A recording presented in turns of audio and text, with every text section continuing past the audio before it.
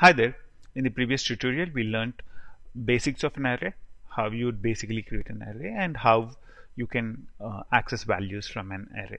So in this tutorial, let's learn a few more details about an array. We'll learn how to find the length of an array, how do we loop around an array, and how we can fill an array with a value. So these are the things which you would look at in this video, and in the next video, let's look at 2D arrays and how you can compare and sort arrays.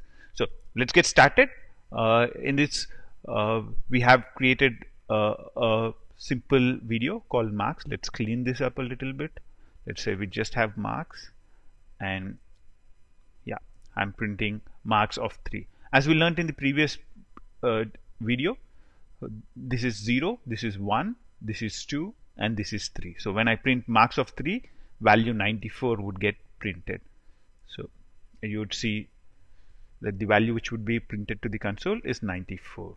So this is, as I said earlier, this is 0, this is 1, this is 2, this is 3. Index in Java for an array is based on 0. So it's the first element is at index 0 and so on.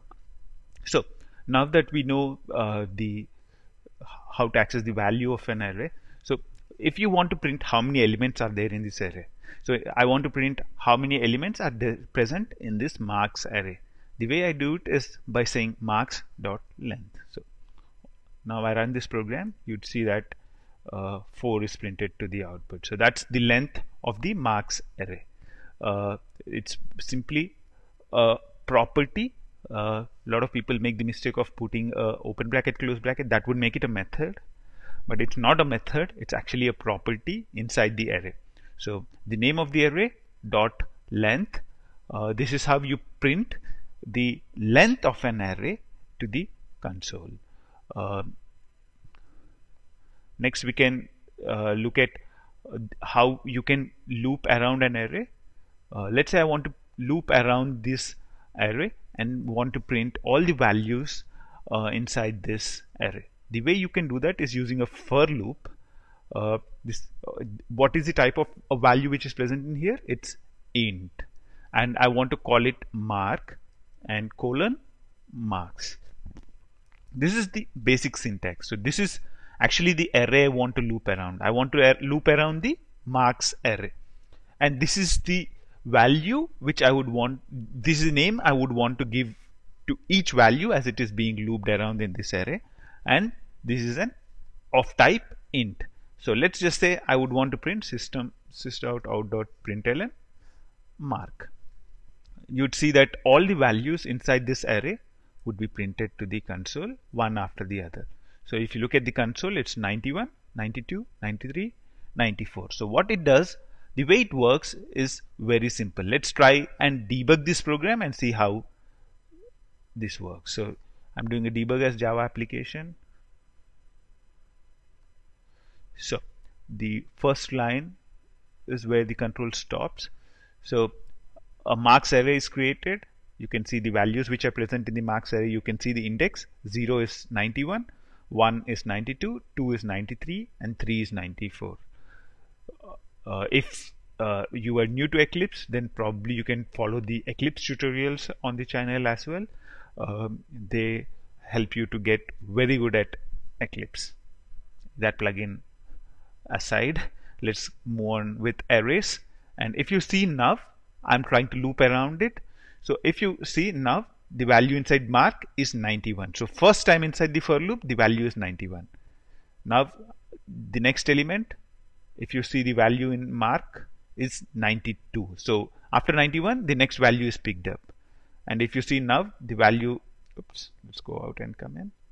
If you see now, the value of mark is 93. So it's like first it was 91, then it's 92, then it's 93, and after that it would be 94. So if you see now, the value of mark would be 94.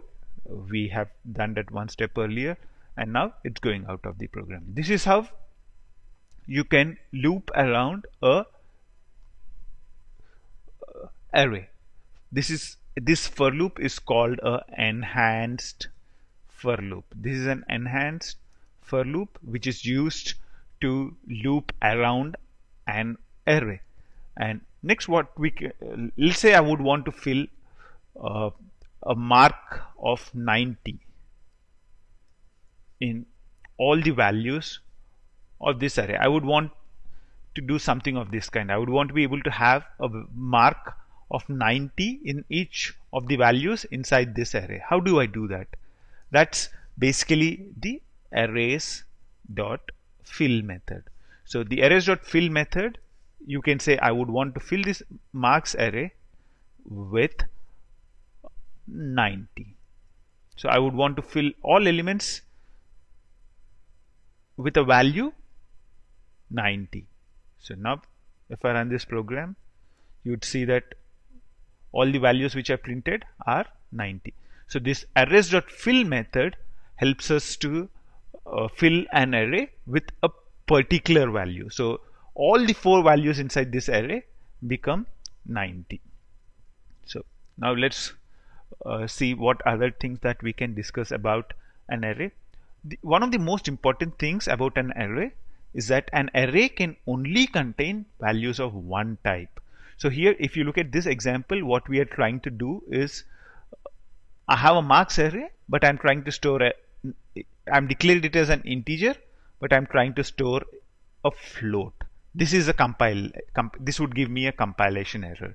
And also cross assignment of primitive arrays is also illegal.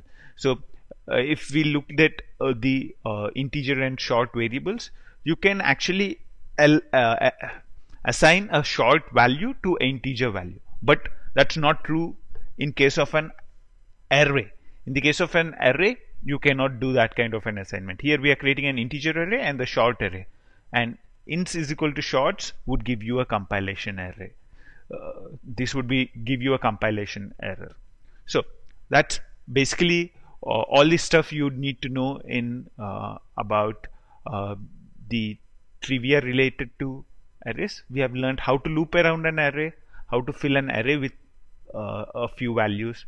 In the next tutorial, let's look at a few more details about the array. What we'll look at in the next tutorial is how we can print the entire content of an array with one statement, and after that we'll look at how you can compare and sort arrays. If you like this video, show it by clicking like or commenting or sharing this video. We are creating more videos on varied range of topics as we speak.